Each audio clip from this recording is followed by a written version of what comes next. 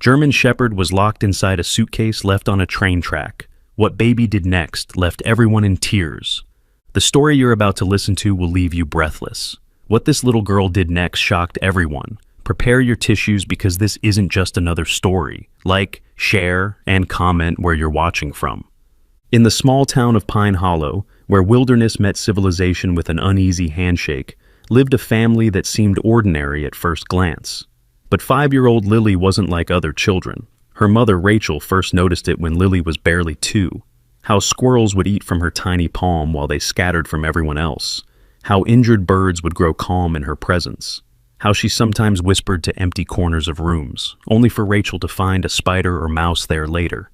"She's just imaginative," her father, David, would say with a nervous laugh whenever Rachel brought it up. But deep down, both parents knew there was something different about their daughter, something they couldn't explain. Lily had always been quiet, too quiet, according to her kindergarten teacher, who had called home 3 times that month alone. "She doesn't play with the other children," Mrs. Winters had explained, her voice carefully neutral over the phone. "She spends recess talking to ants and watching birds. The other children are starting to call her strange." "She's just observant," Rachel had defended, but the worry gnawed at her stomach like a hungry animal. Tonight, as Rachel tucked Lily into bed, the little girl's wide blue eyes suddenly looked ancient.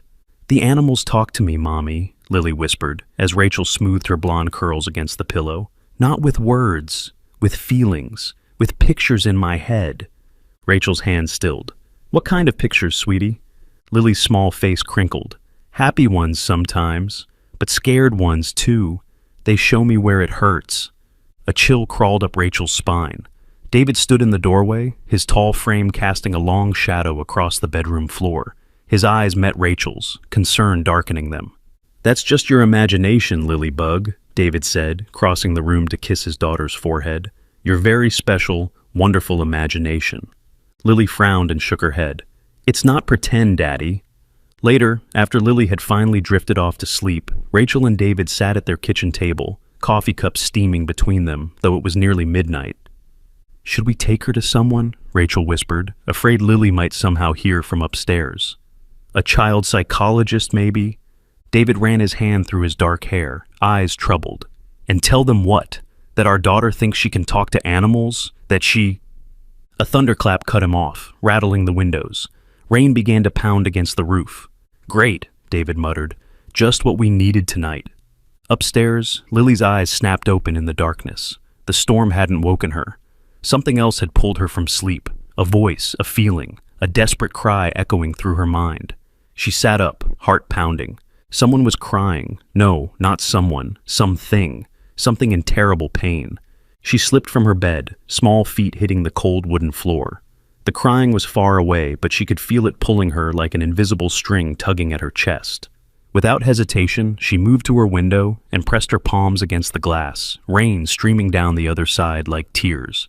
"I'm coming," she whispered. "I hear you." Downstairs, the conversation between Rachel and David had grown more heated. "She's always been different," Rachel insisted. "Remember when she found that wounded fox last summer? The way it let her touch it?" "That doesn't mean—" David began, but froze when they heard the front door slam. They looked at each other in horror before racing to the stairs, taking them 2 at a time.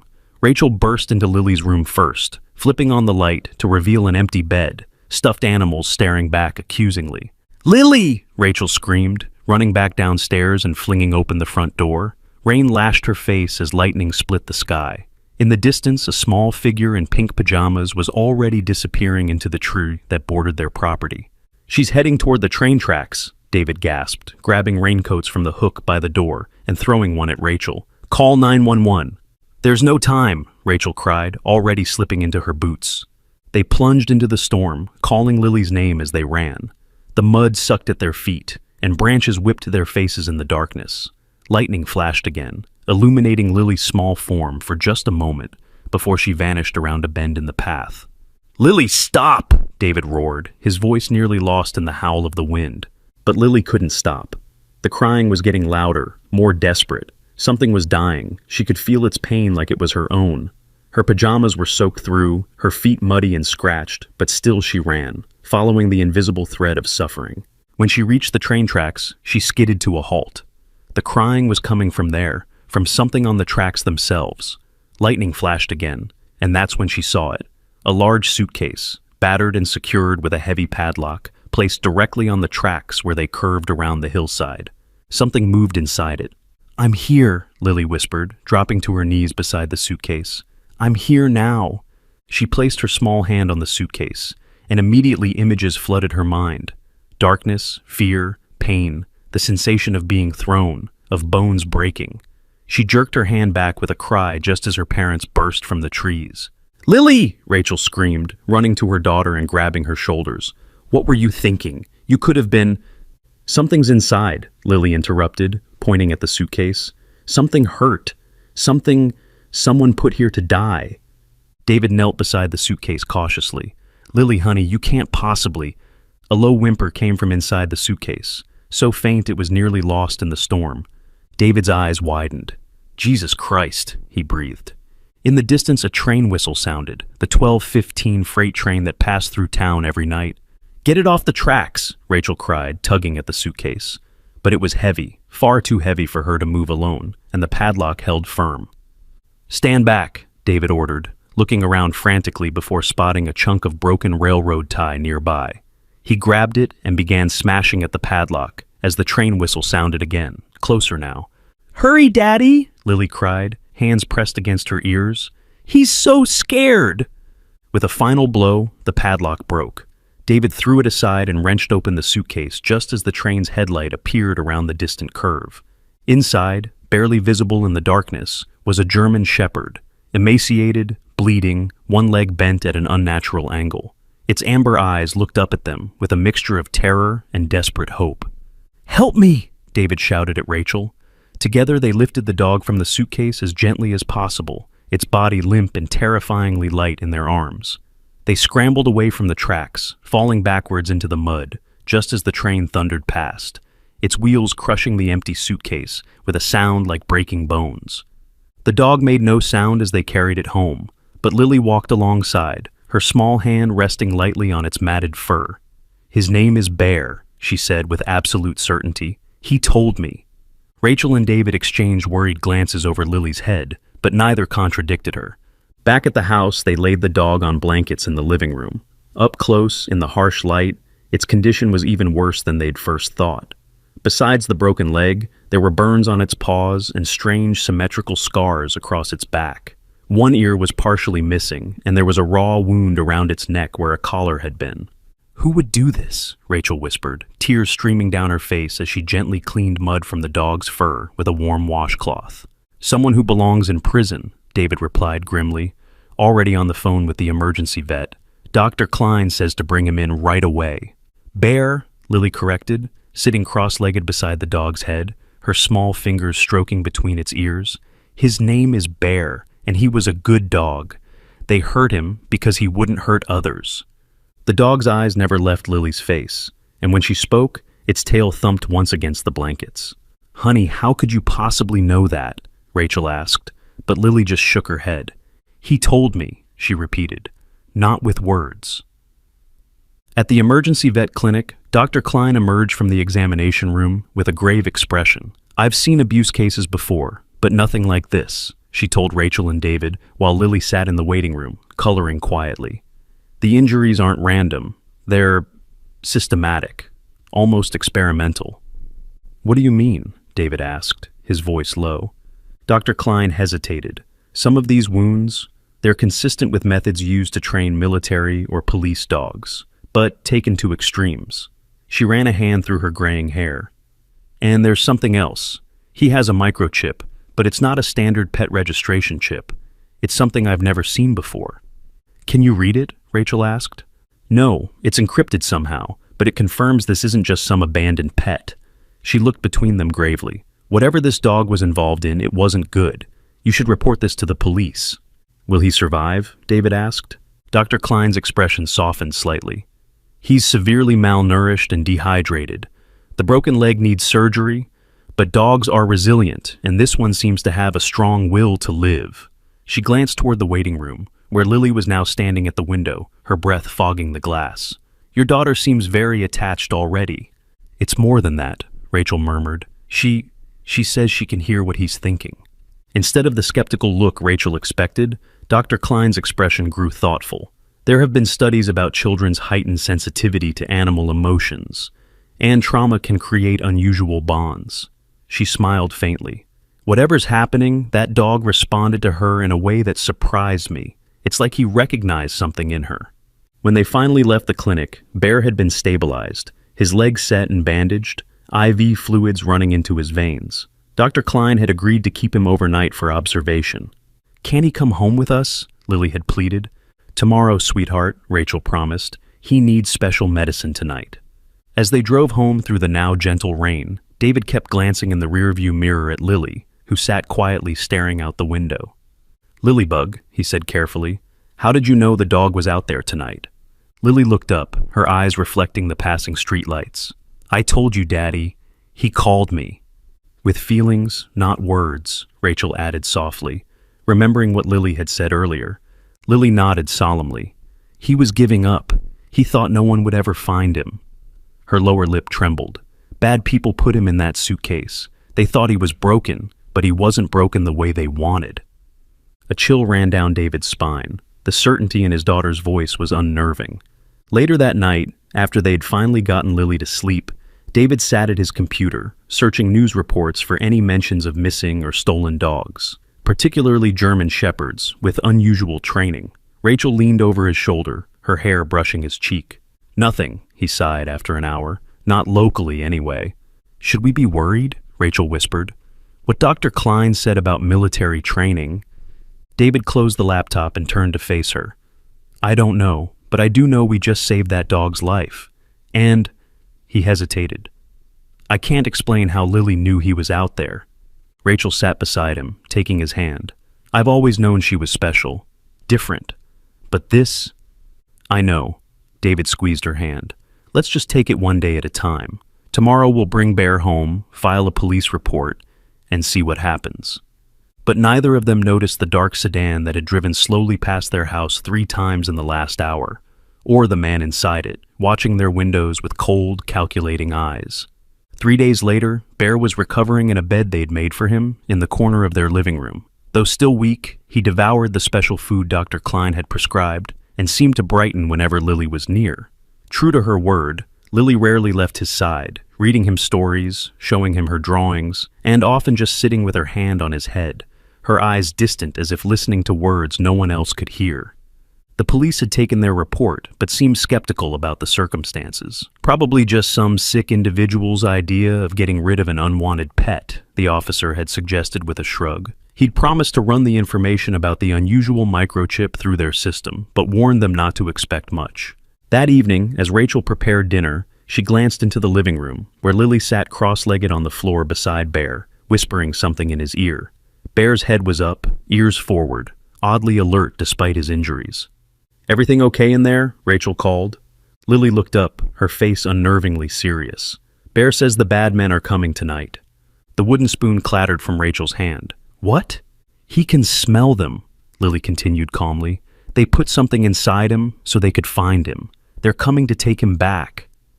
David appeared in the doorway to his home office, face pale. "Lily, honey, what are you talking about?" But before Lily could answer, Bear struggled to his feet, a low growl building in his throat as he stared at the window. Despite his injuries, his posture was suddenly that of a guard dog, tense, alert, dangerous.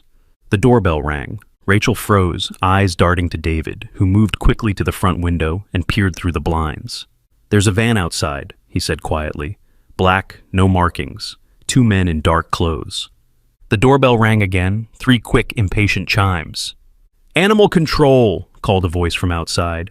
"We've had reports of an injured stray in the area." Bear's growl deepened, the hair along his spine standing on end. "They're lying," Lily said, her voice eerily adult. "Bear says they smell like the place of pain."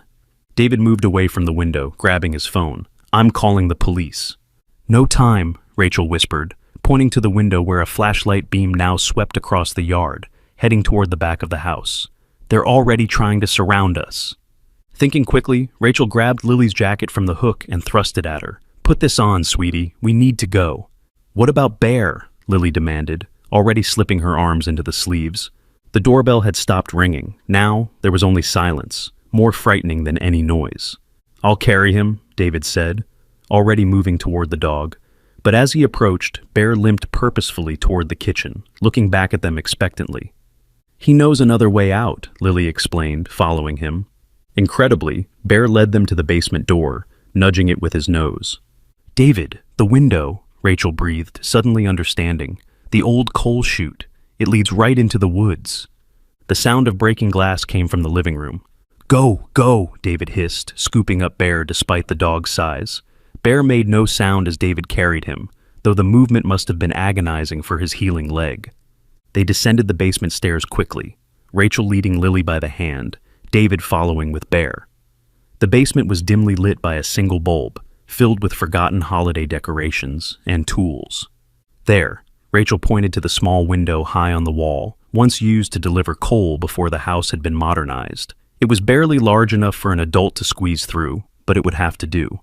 Above them, heavy footsteps moved through the house. A man's voice barked orders. David passed Bear gently to Rachel and dragged an old workbench beneath the window. "Lily first," he whispered, lifting his daughter up. David broke the rusted lock with a hammer and pushed the window open. Cold night air rushed in. "I'll help you pull Bear up from outside," he told Lily as he lifted her toward the opening. But just as Lily was about to crawl through, the basement door crashed open. A beam of light swept the room, catching them in its glare. "Don't move!" shouted a harsh voice. "Federal agents!" Bear growled, a sound that reverberated through the basement despite his weakened state. "They're not real agents," Lily said loudly, still half through the window. "They hurt Bear and lots of other dogs. They put them in small cages and did tests." The man at the top of the stairs hesitated, clearly surprised by the child's words.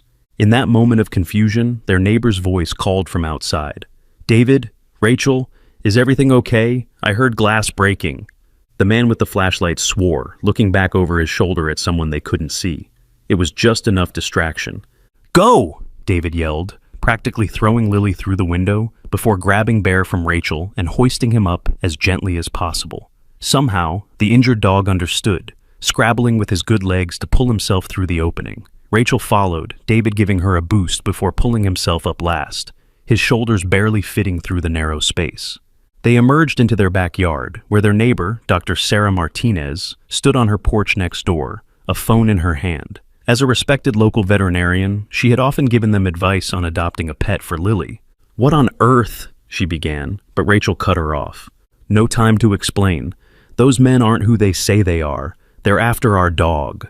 Dr. Martinez looked at the trembling German shepherd, her professional eye immediately noting his injuries. Something hardened in her face. "This way," she said, gesturing toward her house. "Quickly!" As they raced across the lawn, lights flared to life behind them. Men shouted, but they were already at Dr. Martinez's door, rushing inside as she locked it behind them. "Someone want to tell me what's going on?" she demanded, drawing her curtains closed. David set Bear down gently on her living room rug, breathing hard. "We found him in a suitcase on the train tracks 3 nights ago, nearly dead. Someone did experiments on him or something. Now, these men show up claiming to be animal control, then federal agents." Dr. Martinez's face grew pale as she knelt to examine Bear. Her fingers traced the strange scars on his back, lingered over the unusual shape of his head. "Oh my God," she whispered. "I know what this is." All 3 adults turned as Lily spoke from where she sat beside Bear, her small hand buried in his fur. "He says you're right," the little girl said calmly. "He says you've seen others like him before." Dr. Martinez's eyes widened. "How could she possibly—" "It's a long story," Rachel interrupted. "But first, tell us what you know about our dog." Dr. Martinez stood, moving to her computer. "Not here. Those men will be checking neighboring houses next." She grabbed her keys and a medical bag. "I have a clinic outside town. We'll be safer there, and I can make some calls." "Calls to who?" David asked, helping Bear to his feet again. Dr. Martinez's eyes were hard as flint. "To someone who used to work at the place where your dog came from. Someone who got out when he realized what they were really doing there." "And what were they doing?" Rachel asked, though she wasn't sure she wanted to know the answer. Dr. Martinez glanced at Lily, who was whispering something in Bear's ear, before lowering her voice. "Creating weapons, but not the kind you're thinking of." She looked down at Bear, whose intelligent eyes seemed to understand every word, the kind that can go anywhere, hear anything, and that no one would ever suspect. Outside, car doors slammed. Flashlight beams swept the yard. "Go out the back," Dr. Martinez ordered, grabbing her phone. "My car's in the garage. I'll meet you there in 30 seconds. As they slipped through her kitchen toward the back door, Lily looked back at the veterinarian, her young face solemn in the half-light. "Bear says thank you," she said. "He says you helped his sister too, the one with the white paw." Dr. Martinez froze, her face draining of color. "How could you possibly know about—" But they were already moving again, out into the darkness, away from the men who had come to reclaim their experiment, their weapon, their property. What they didn't understand, what they could never understand, was that Bear was no longer any of those things. He was Lily's now, and she was his. And something extraordinary was just beginning. Dr. Martinez's clinic sat on 5 acres of wooded land 20 minutes outside town. Unlike her small office in Pine Hollow, this facility was modern and extensive, with kennels, surgical suites, and rehabilitation areas for wildlife. As they pulled into the gravel driveway, motion sensor lights illuminated the path to the main building. "We should be safe here for now," Dr. Martinez said, killing the engine. "The property isn't registered under my name, and there are no neighbors for miles." David carried Bear inside while Rachel held Lily's hand. The little girl was exhausted, but refused to leave Bear's side even for a moment. Inside, Dr. Martinez led them to a treatment room, where she gently examined Bear more thoroughly than she had been able to at their house. "These injuries," she muttered, her fingers tracing a pattern of scars along Bear's spine. "I've seen this before." She looked up at Rachel and David, her eyes troubled. 5 years ago, I worked at a research facility called Sentinel Biomedical. They claimed to be developing advanced therapies for service animals, but some of us began to suspect there was more going on in the restricted areas. "What kind of more?" David asked, his arm protectively around Lily's shoulders. Dr. Martinez hesitated, glancing at Lily. "I'm not sure how much." "She already knows more than we do," Rachel said quietly. "Whatever you're going to say, she can hear it." Dr. Martinez nodded, continuing to tend to Bear's wounds as she spoke. They were trying to enhance canine intelligence and sensory abilities, supposedly for search and rescue purposes. But the methods were extreme. Invasive neural implants, experimental drugs, genetic modifications. She shook her head. "I left when I discovered they were euthanizing dogs that didn't meet their standards. But one of my colleagues stayed, went undercover, essentially. He's been gathering evidence for years." "And you think Bear came from there?" Rachel asked. "I'm almost certain of it." Dr. Martinez pointed to a small scar behind Bear's ear. "This is where they place their neural implants. And the microchip you mentioned, it's not just for tracking, it's for data collection, monitoring brain activity." Lily, who had been unusually quiet, suddenly spoke up. "They hurt him because he wouldn't hurt people." Her small hand rested on Bear's head. "They wanted him to be a weapon, but he kept failing the tests." The adults exchanged uneasy glances.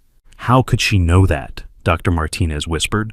Before anyone could answer, Bear's head suddenly snapped up, ears forward. A low growl rumbled in his chest. "Someone's coming," Lily translated, though the dog's posture made it obvious enough. Dr. Martinez moved quickly to a window, peering through the blinds. "It's okay," she said after a moment, her shoulders relaxing. "It's my friend, the one I told you about." She went to the door and moments later returned with a tall, lean man in his early 40s. He had close-cropped hair and the watchful eyes of someone who had seen too much. "This is Marcus Wilson," Dr. Martinez introduced him. "He used to work at Sentinel with me, but he's been there much longer. Marcus, this is the family I told you about, and the dog." Marcus knelt beside Bear, who watched him warily but didn't growl. "I know you," he said softly to the dog. "Subject K9 Bon, right? You were part of the empathy cohort." Bear's tail thumped once against the floor. Marcus looked up, his gaze meeting Lily's. Something passed between them, recognition perhaps, though they had never met before. "You're the one who hears him," Marcus said. It wasn't a question. Lily nodded. "His name is Bear now, not Numbers." A small smile touched Marcus's lips. "Bear suits him." He turned to the adults. "You have no idea what you've stumbled into. The men who came to your house work for Sentinel. They're private security, not law enforcement. Though many are ex-military or former agents. They'll stop at nothing to get this dog back." "But why?" David demanded. He's just one dog. Marcus shook his head.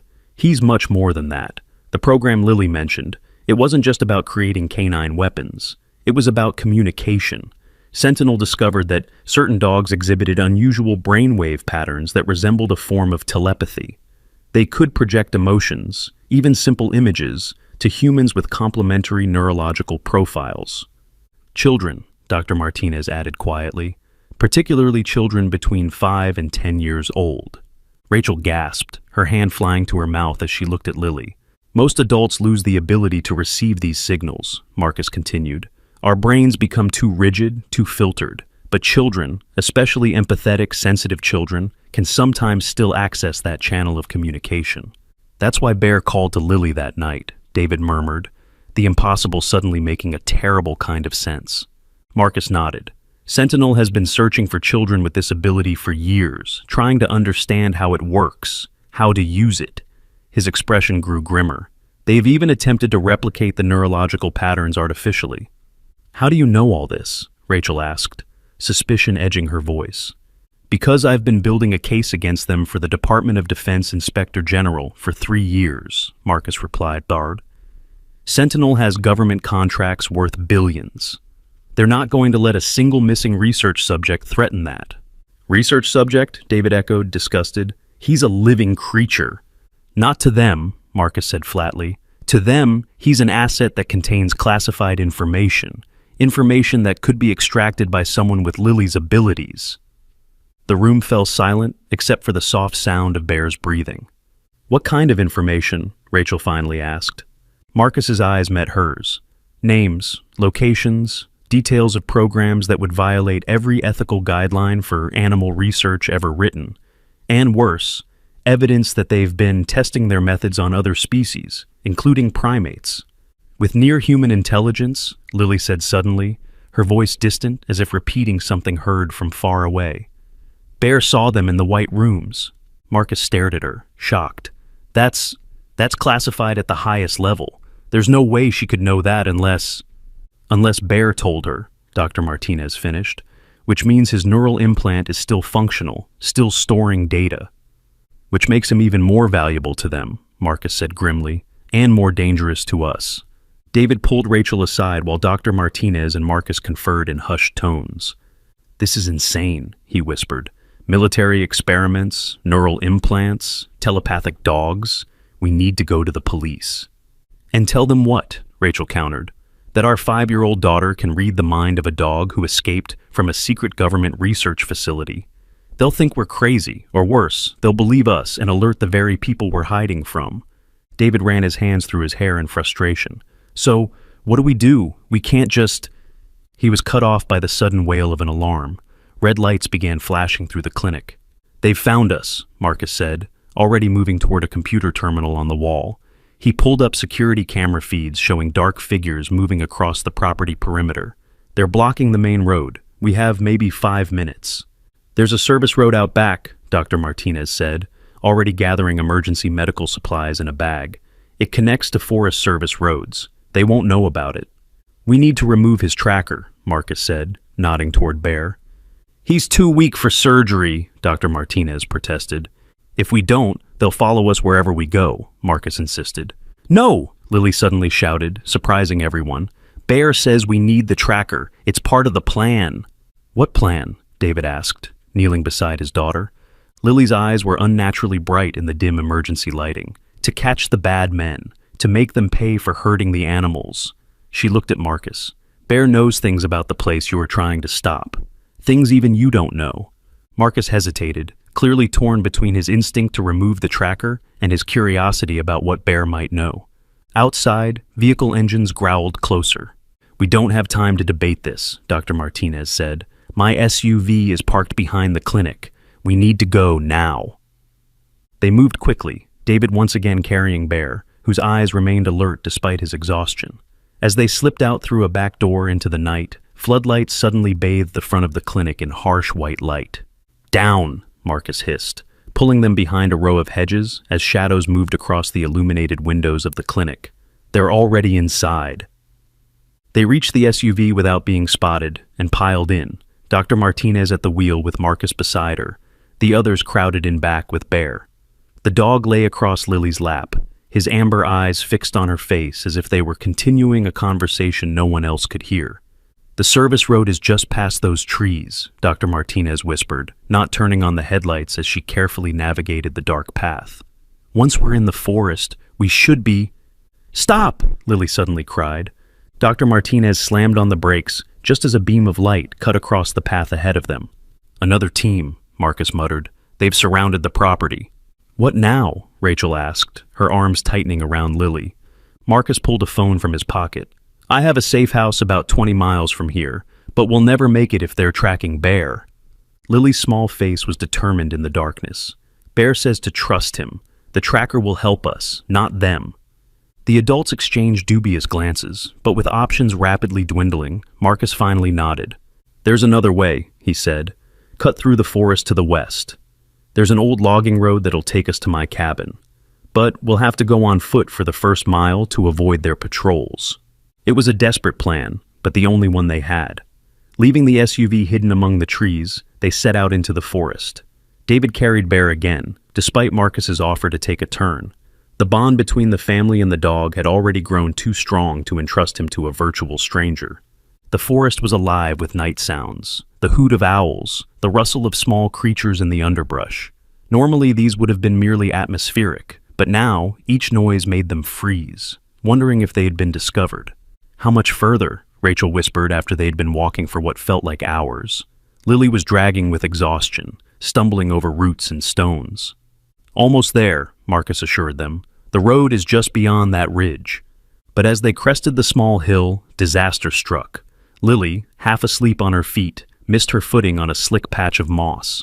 She fell with a startled cry, tumbling several feet down the slope before Rachel could catch her. "Lily!" Rachel gasped, scrambling down to her daughter. Lily sat up, more startled than hurt, but the damage was done. Her cry had shattered the forest silence. In the distance, voices called out. Flashlight beams swept through the trees. "They heard us," Marcus said grimly. "We need to move, now." But Lily was looking at Bear, who had suddenly grown alert, his ears pricked forward, body tense despite his injuries. "Bear says there's another way," she said. "A hidden place. He can smell it." Before anyone could question her, Bear struggled from David's arms and dropped to the ground. He limped forward purposefully, looking back at them expectantly. "I think he wants us to follow him," Dr. Martinez said. "It could be a trap," Marcus warned. "If they've reprogrammed his implant somehow." "No," Lily said firmly. "Bear would never hurt us. He's trying to save us." The flashlight beams were growing closer. They had seconds, not minutes, to decide. "I trust my daughter," David said, taking Lily's hand. "And I trust Bear." They followed the injured dog as he moved with surprising speed through the underbrush, down into a small ravine where a stream bubbled over rocks. Bear led them to what looked like a solid wall of vegetation, then pushed through it with his nose. Behind the curtain of leaves was the mouth of a small cave, hidden completely from view unless you stood directly before it. "How did he know this was here?" Dr. Martinez whispered as they crowded inside. Marcus shook his head, amazed. Enhanced olfactory capabilities. He probably smelled the difference in air currents. They pressed deeper into the cave as voices and footsteps passed by outside.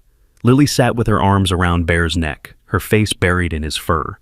The dog remained perfectly still, not even his breathing audible as the danger passed. Finally, after what seemed like an eternity, Marcus cautiously peered out. "They've moved on," he reported. "For now." Rachel slumped against the cave wall, trembling with a mixture of relief and lingering fear. "What happens now?" "We need to get to my cabin," Marcus said. "It's outfitted with equipment that can help us document what we know about Sentinel, including whatever data Bear's implant has recorded." "And then what?" David asked. "We can't run forever."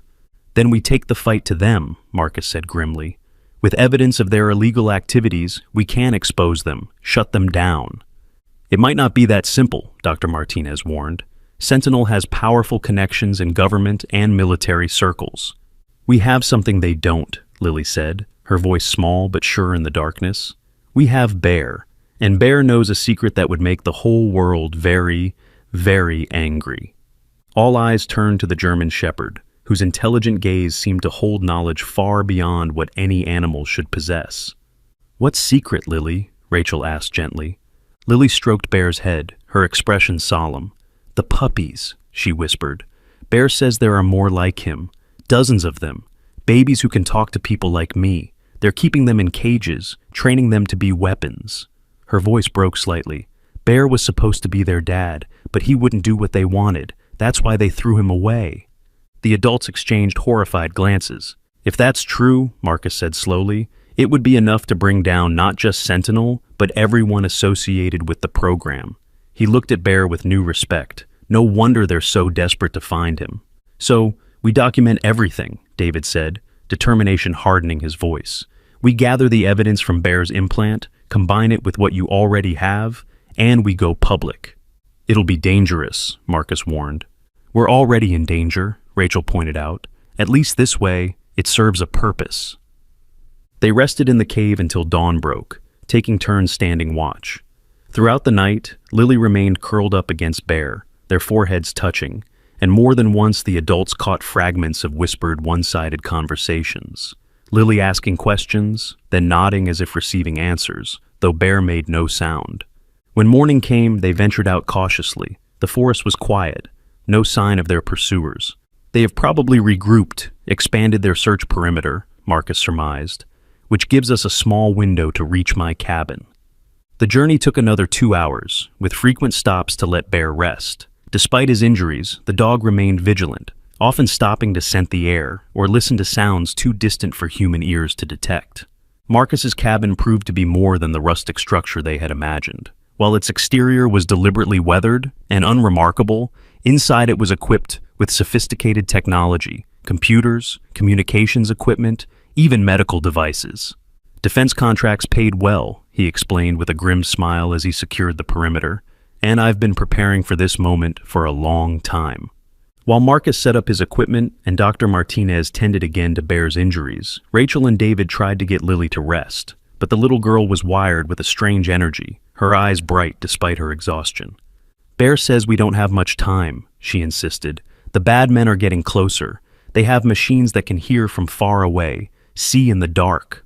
Surveillance drones probably, Marcus muttered. Thermal imaging. We're shielded here, but they'll eventually locate us through sheer manpower if nothing else. Then we need to move fast, David said. How do we extract the data from Bear's implant? Marcus gestured to a device that resembled a medical scanner. This can download the stored information wirelessly, but there's no guarantee it will work with Sentinel's proprietary technology. It'll work, Lily said with certainty. Bear will help. And somehow, she was right. When Marcus passed the scanner over the area behind Bear's ear where the implant was located, the computer screens lit up with data. Complex neural patterns, location coordinates, even fragmentary images. My God, Marcus breathed, staring at the screens. This is beyond anything I imagined. With this, we have proof not just of animal abuse, but of a systematic attempt to weaponize animal intelligence. He looked at Lily with amazement. And your connection to Bear, it's not just empathy. It's exactly what they've been trying to artificially create for years. Rachel moved closer to her daughter, protective. You're not suggesting... No, Marcus said quickly. I'm just saying it explains why they seem so interested in your house specifically. If they've been monitoring Bear's neural outputs, they would have detected the connection forming between him and Lily. He turned back to the screens. This is the smoking gun we need. But as they worked to compile the evidence, a new sound intruded. The distant but unmistakable thrum of helicopter rotors. They're coming, Lily said, suddenly tense. She pressed her face against Bear's neck. Bear says it's time for the trap. Trap? Dr. Martinez asked. What trap? Lily looked up, her young face grave. The one we've been setting all along, using Bear's tracker to lead them here, to this place with all your proof. Marcus's eyes widened with sudden understanding. Of course, he breathed. We're not just running from them. We're leaving a trail. Leading them right to where we want them, David continued, catching on. But that means... We need to be ready, Lily finished. Bear says they'll send the same men who hurt him. Her small face hardened with a determination no 5-year-old should possess. And this time, we'll be the ones who catch them in a cage. As the sound of the helicopter grew louder, they began to prepare. This small cabin in the woods was about to become the front line in a battle not just for Bear's freedom, but for the truth about Sentinel and its dark secrets. And at the center of it all stood a little girl and an injured dog, bound together by something science had tried to manufacture but could never truly understand. A connection that transcended language, species, and the limits of what anyone thought possible.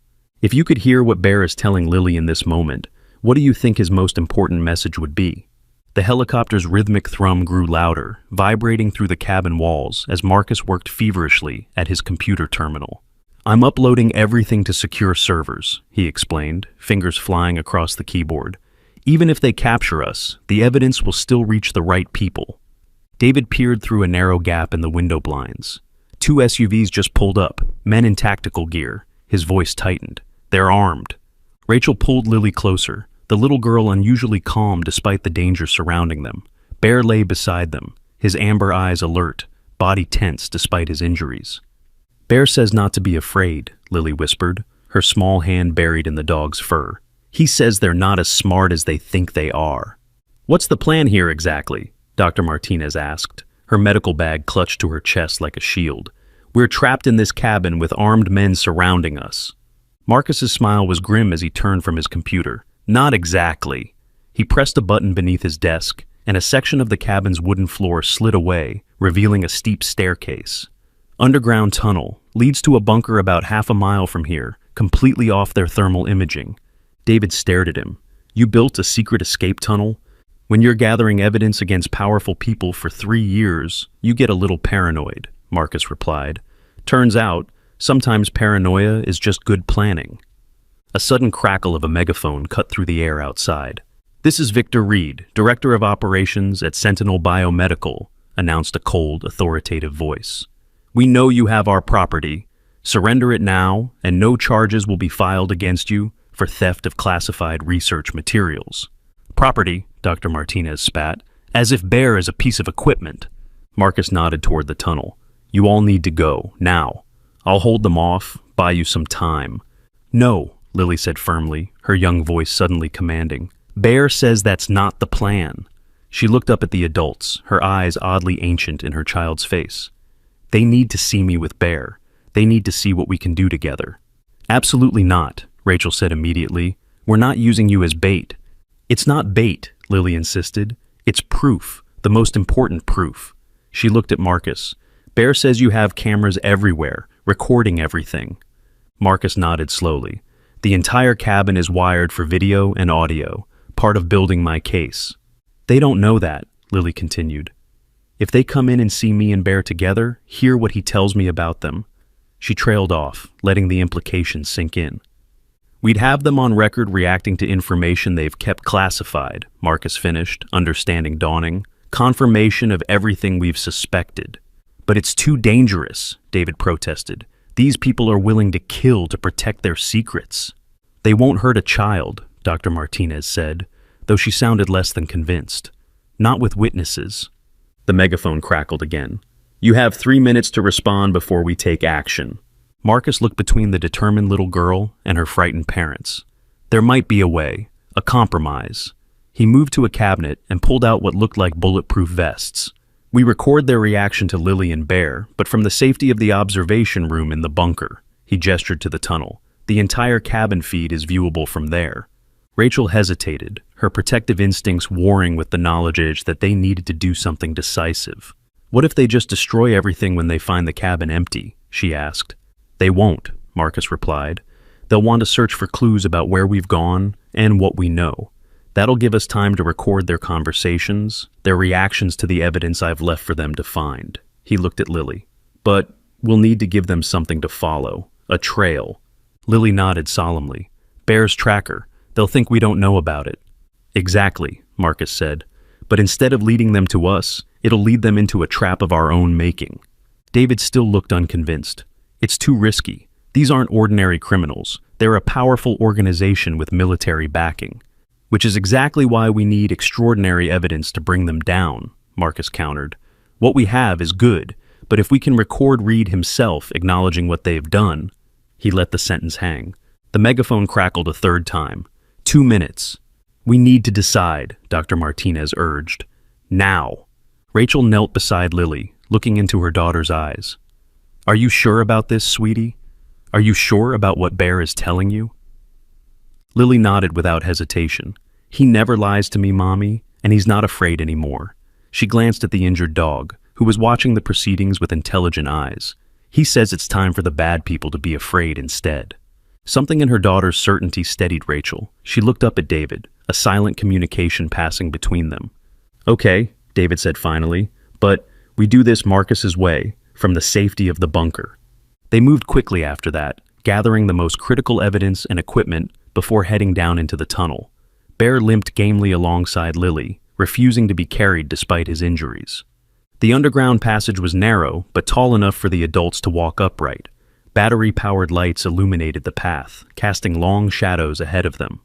The observation room has its own power supply, communications equipment, even food and water for several days, Marcus explained, as he led them deeper underground. I built it to withstand, well, pretty much anything. You really were preparing for war, David remarked. Marcus's expression was grim. Not war, justice. The bunker, when they reached it, was surprisingly spacious. A reinforced concrete room about 30 feet square, with equipment lining the walls and a central area with chairs and a small kitchenette. One entire wall was taken up by monitors showing different angles of the cabin they had just left, the surrounding forest, and the men who were now closing in.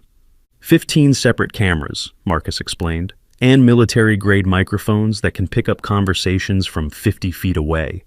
On the central screen, they could see Victor Reed clearly for the first time, a tall, distinguished-looking man in his 50s, his silver hair cropped short, his expression coldly professional as he directed his men. That's him, Lily whispered, her eyes fixed on Reed's image.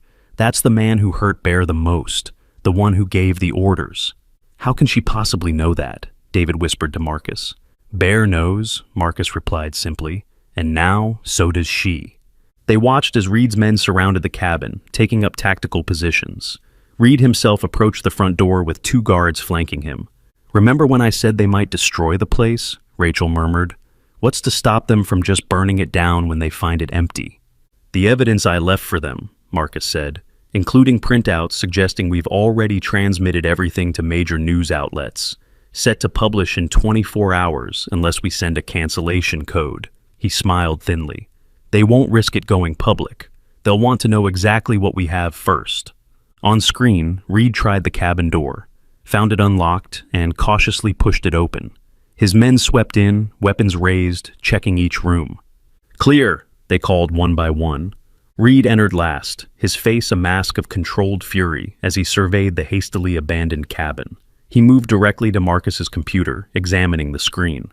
They were accessing the implant data, he said sharply to one of his men. Get our tech team in here now. I want to know exactly what they downloaded and where they sent it. Look at the tracking signal, sir, another man said, checking a tablet device. The target is still moving, heading east, about half a mile from here. Reed smiled coldly. They don't know about the tracker. Good. He turned to a woman who had just entered, a severe-looking scientist in a lab coat. Dr. Ames, what's the status on the neural output? Still active, sir, the woman replied, checking her own device, and showing unusual patterns. The connection to the child appears to be strengthening, not diminishing.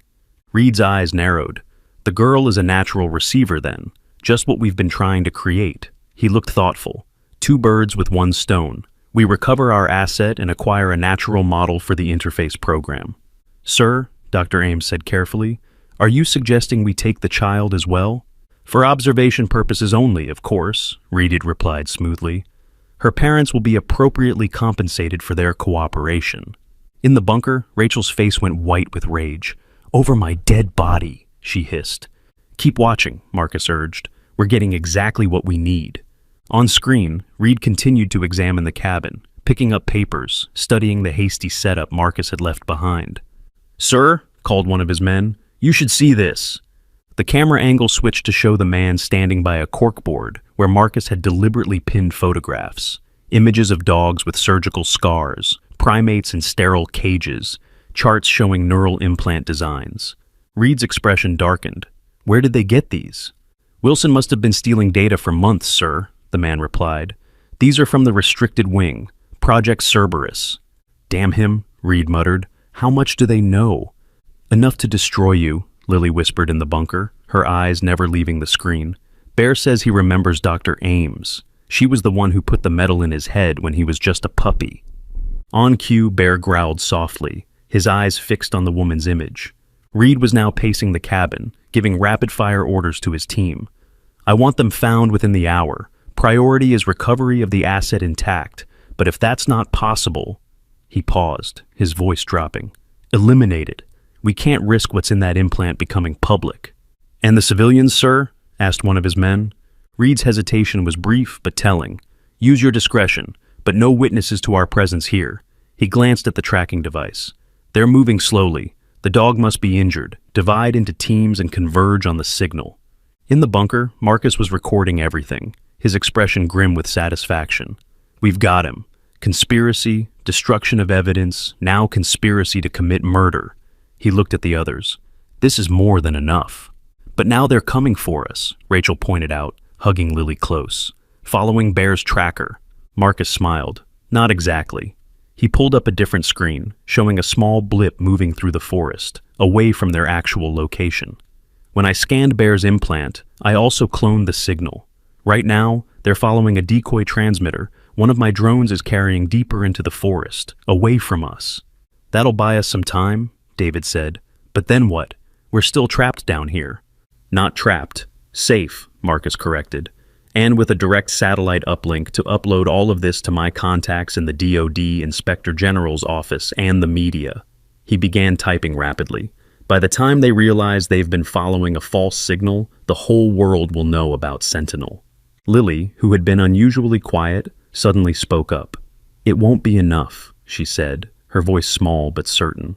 Bear says Reed has powerful friends. They'll say the videos are fake. They'll say Bear is just a dog, and I'm just a little girl with an imagination. The adults exchanged troubled glances, knowing she was probably right. We need something more, Dr. Martinez agreed. Something undeniable. The other dogs, Lily said, looking up at Marcus. Bear knows where they are. The puppies like him, the ones they're still hurting. Marcus stared at her. The breeding program? He knows the location? Lily nodded solemnly. It's not at the main building. It's underground, like this place. Hidden. Lily, how can Bear possibly know the location if he's been locked in a suitcase and with us this whole time? David asked gently. The implant, Marcus answered before Lily could. It's not just for data collection. It's networked. All the research subjects must be connected to a central system. He looked at Bear with new understanding. He's been accessing their database through his own implant this whole time. Is that possible? Rachel asked skeptically. Sentinel's neural interface technology is years ahead of anything publicly known, Marcus confirmed. We always suspected they had achieved two-way data transmission. But this... He shook his head in amazement. Bear isn't just receiving, he's transmitting. And not just emotions or images, actual data. On the monitor, Reed and his men were preparing to leave the cabin, gearing up to follow the tracker's signal. We have a small window while they're chasing the decoy, Marcus said urgently.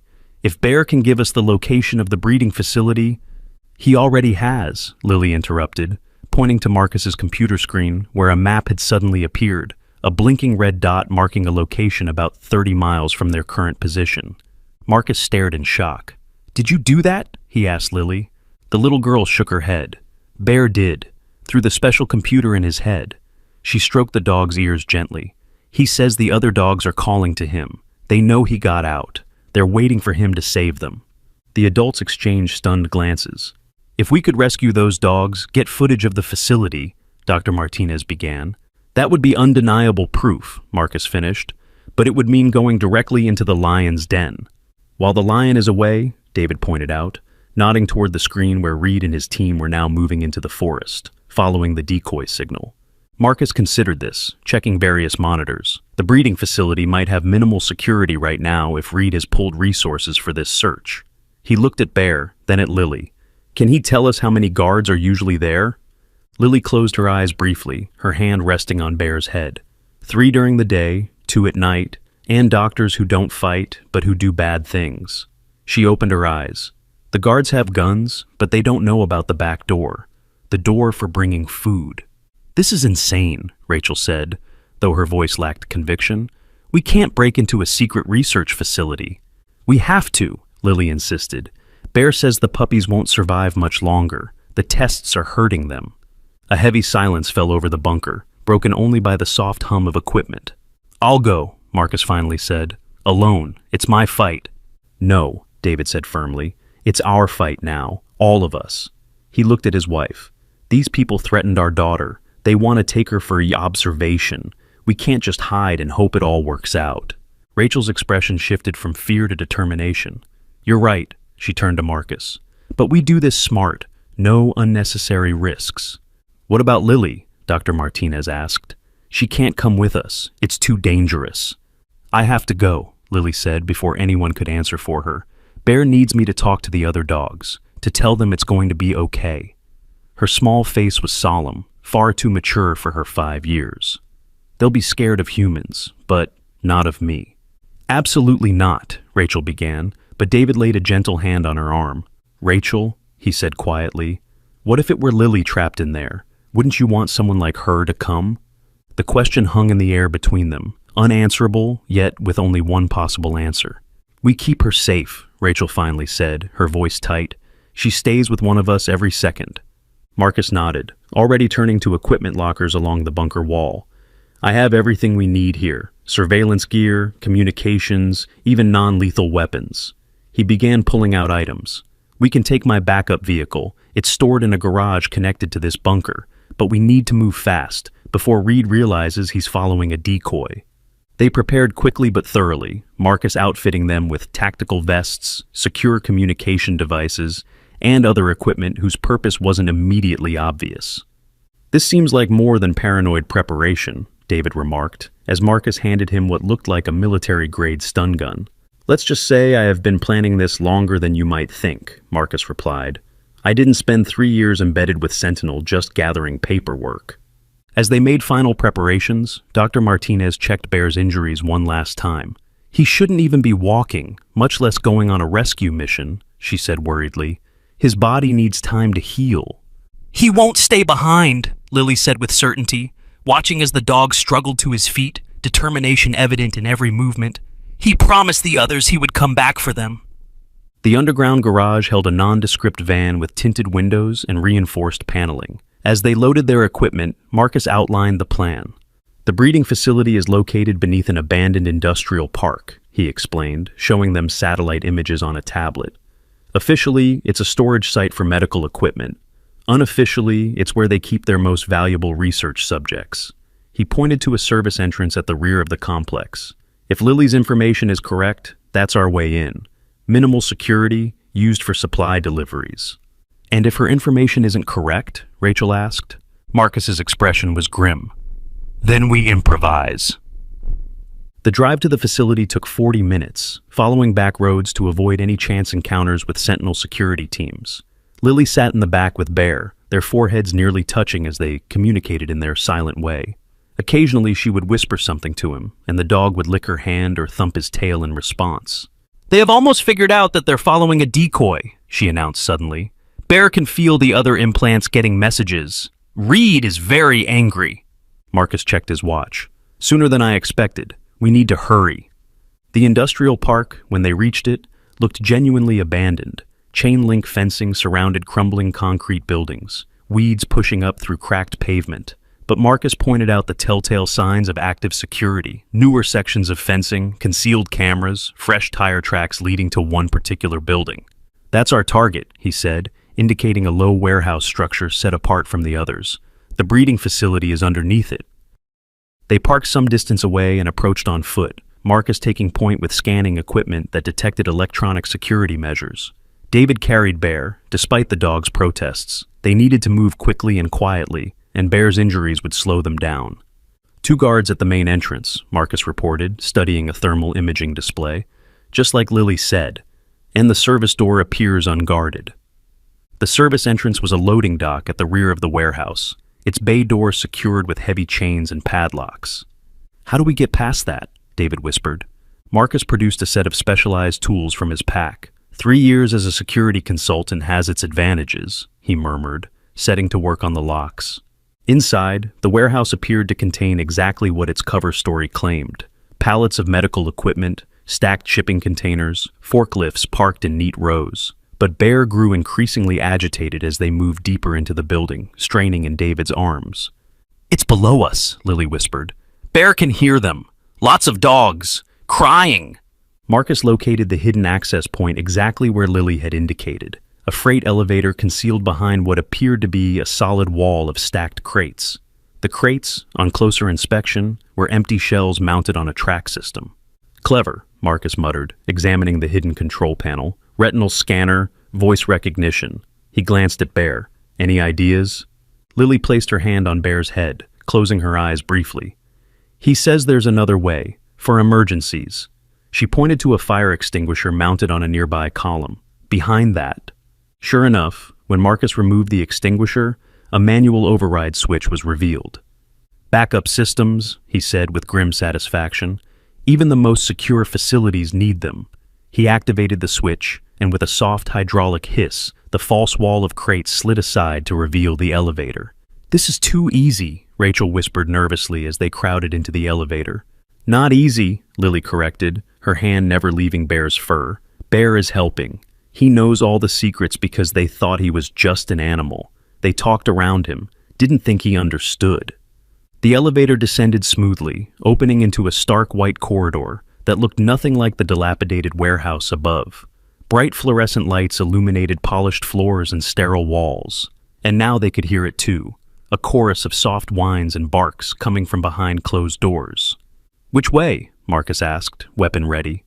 Bear struggled free from David's arms, dropping to the floor with a soft thud. Despite his injuries, he moved with purpose, limping down the corridor with Lily right beside him. "He knows where they are," she explained. "His puppies, in the special room." They followed Bear through the labyrinthine facility, ducking into doorways whenever they heard voices approaching. Twice they had to hide as lab technicians walked past, discussing test results in clinical, detached terms that made David's hands curl into fists. Finally, Bear stopped before a set of double doors marked Breeding Program Alpha, Authorized Personnel Only. A keycard reader glowed red beside the frame. Marcus prepared to bypass the security, but Bear nudged Lily's hand toward a small vent near the floor. "He says we can see through here first," she explained. "Make sure it's safe." Inside was a scene straight from a nightmare. The large room was lined with kennels, not the standard cages of an animal shelter, but sophisticated high-tech containment units with monitoring equipment attached to each. Inside, most of the kennels were German shepherds of various ages, from fully grown adults to young puppies, many bearing the same surgical scars they had seen on Bear. Each dog wore a metal collar that glowed with tiny lights, and electrodes were attached to various points on their bodies. In the center of the room, technicians in lab coats worked at computer stations, monitoring readings from the dogs. One was preparing what looked like an injection for a puppy strapped to an examination table, electrodes already attached to its small head. "They're mapping neural pathways," Marcus whispered, his voice tight with barely contained rage, "trying to replicate the success they had with Bear." "We have to stop them," David said. "Now." Marcus nodded, withdrawing a small device from his pack. "Electromagnetic pulse. It'll fry their equipment temporarily without harming the dogs." He looked at the others. "Once I trigger this, we'll have maybe 2 minutes before backup security protocols activate. We need to be quick." "What's the plan?" Rachel asked. "We can't possibly take all these dogs with us." "We don't need to," Marcus replied. "We just need evidence, video proof of what they're doing here." He held up a small camera. 30 seconds of this will be enough to bring down Sentinel and everyone involved. But as they prepared to enter, Lily suddenly stiffened, her hand clutching Bear's fur. "Someone's coming," she whispered. "Someone important." They pressed themselves flat against the wall as the elevator at the end of the hall dinged softly. The doors slid open to reveal Victor Reed himself, accompanied by 2 armed guards. His face was a mask of cold fury. "The signal was a decoy," he was saying into a phone. "They've played us. Sweep the entire area around Wilson's cabin again. They can't have gone far." He paused, listening. "No, I'm at the breeding facility now for the emergency extraction. We're moving all primary assets to the secondary location immediately." Reed and his men moved purposefully down the hall, directly toward where they were hiding. "We're out of time," Marcus whispered. "New plan." But Bear was already moving, limping deliberately into the open hallway, placing himself directly in Reed's path. The reaction was immediate. Reed froze, his eyes widening in shock. "Asset K97," he breathed. "How the hell—" He never finished the sentence. From behind him, David emerged from hiding and fired the stun weapon Marcus had provided. Reed collapsed to the floor, his guards reaching for their weapons only to be taken down by Marcus a split second later. Alarms began to blare as automatic security systems detected the disturbance. Inside the breeding lab, technicians looked up in confusion. "Now!" Marcus shouted, triggering the EMP device.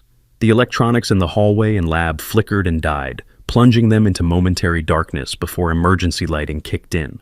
They burst into the lab, David and Marcus covering the startled technicians, while Rachel and Dr. Martinez began recording everything with cameras Marcus had provided. Lily went straight to the kennels, Bear at her side. "It's okay," she called to the frightened dogs. "Bear came back for you. We're here to help." The technicians offered no resistance, backing away from their disabled equipment with hands raised. "You have no idea what you're doing," one of them said. "This is classified government research." "Torture isn't research," Dr. Martinez replied coldly, documenting the electrodes attached to the puppy on the examination table.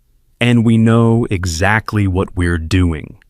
As Rachel recorded, Marcus quickly downloaded data from the lab's backup systems, which were hardened against EMP attacks. 2 minutes until facility lockdown, he warned. "We need to move." But Lily was opening kennels now, the dogs inside watching her with frightened yet hopeful eyes. "We can't leave them," she insisted. "They'll just hurt them more." "Lily, we can't possibly take them all," Rachel began, but stopped when she saw the dogs responding to her daughter. Instead of panicking or trying to escape, they were gathering around Lily and Bear, eerily organized, waiting. "They understand," Lily explained, looking up at her mother with tears in her eyes. "Bear told them we would come. They knew to be ready." There was no time to argue. The sound of backup security could already be heard in the distance. "The service elevator will be locked down," Marcus said. "We need another way out." "Emergency stairs," one of the technicians offered unexpectedly. When they all turned to stare at him, he shrugged. "I just run tests. I don't torture dogs." The emergency exit led them up a different route than they had come in, emerging in a loading bay on the opposite side of the warehouse. Behind them, shouts echoed as security teams swept the building.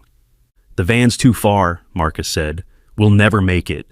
"We don't need to," David replied, pointing to a Sentinel security transport parked nearby. A large, heavy-duty vehicle clearly designed for moving assets. Marcus grinned. Perfect. They piled in, humans in the front and in the back, 13 dogs of various ages, all bearing the marks of Sentinel's experiments. Bear moved among them, touching noses, ensuring the youngest and most frightened were comforted. As Marcus hotwired the vehicle, Reed's unconscious form was dragged from the building by his security team. He was just regaining consciousness, his face contorted with rage as he spotted them. "Stop them!" he roared. "Shoot if you have to!" But they were already moving, Marcus driving the heavy vehicle straight through the security gate as bullets pinged harmlessly off its armored exterior. "Where to now?" David asked as they sped away, leaving chaos in their wake. Marcus's smile was fierce. "Straight to the people who can do something about this. I have friends waiting. FBI, reporters, animal rights attorneys. People who've been waiting years for this kind of evidence." In the back, Lily sat surrounded by the rescued dogs, Bear at her side. The animals were quiet, disciplined, watching her with the same intense intelligence they had seen in Bear. "They want to know if they're free now," Lily said, looking up at her parents. "If the bad people will hurt other dogs." Rachel knelt beside her daughter, tears streaming down her face as she looked at the scarred, abused animals who had endured so much. "Not anymore," she promised. "Not ever again. We're going to make sure of it." 3 months later, the story was still making headlines. Sentinel biomedical shutdown complete, screamed one. Military neural research on animals banned, announced another. Congressional hearings into animal experimentation begin, said a third. The evidence they had gathered had been irrefutable. Victor Reed and several top Sentinel executives were facing criminal charges. The rescued dogs, now called the Sentinel 13, had become symbols of a new animal rights movement. At their home in Pine Hollow, life had changed in ways they could never have imagined. Their backyard now contained a sophisticated kennel complex where Bear and several of the other rescued dogs lived while being rehabilitated. Dr. Martinez visited daily, overseeing their care and documenting their remarkable abilities for legitimate scientific journals. Lily moved among the dogs with the easy confidence of someone much older, sometimes speaking aloud to them, sometimes simply placing her hand on their heads, communing in that silent way only she fully understood. "The implants are deteriorating," Marcus explained one evening as they watched Lily with the dogs. He had become a frequent visitor, coordinating their evidence for the ongoing legal proceedings. "Without Sentinel's maintenance protocols, the technology is breaking down." "Will it hurt them?" Rachel asked worriedly. Marcus shook his head. "Dr. Martinez doesn't think so. The brain is remarkably adaptable. The neural pathways the implants created will remain, even as the artificial components fail." "And Lily's connection to them?" David asked. "That's the remarkable thing," Marcus replied. "It doesn't seem to be diminishing at all. If anything, it's growing stronger, spreading to the other dogs." He watched as a puppy, one of the youngest rescues, rolled over at a gesture from Lily. Whatever Sentinel accidentally created, it might be more permanent than they realized. Inside the house, the television continued to report on the fallout from what the media had dubbed the Sentinel scandal. Footage of the rescued dogs played on screens around the world, alongside images of Lily, her face carefully blurred to protect her identity, leading them to safety. The official story was carefully managed. A brave whistleblower had exposed illegal experimentation. Abused research animals had been rescued. A powerful corporation with government contracts had been brought to justice. The truth about a little girl who could hear a dog's thoughts, about an injured German shepherd who had orchestrated his own rescue and that of his offspring, remained their secret. Some truths were too extraordinary for the world to accept. But as Lily sat in the garden surrounded by dogs who watched her with knowing eyes, the truth didn't seem to matter. What mattered was that they were safe. What mattered was that they were free. Bear limped over to where Rachel and David stood, his legs still healing, but growing stronger every day. He looked up at them with those intelligent amber eyes, then back at Lily, before giving a single, deliberate bark.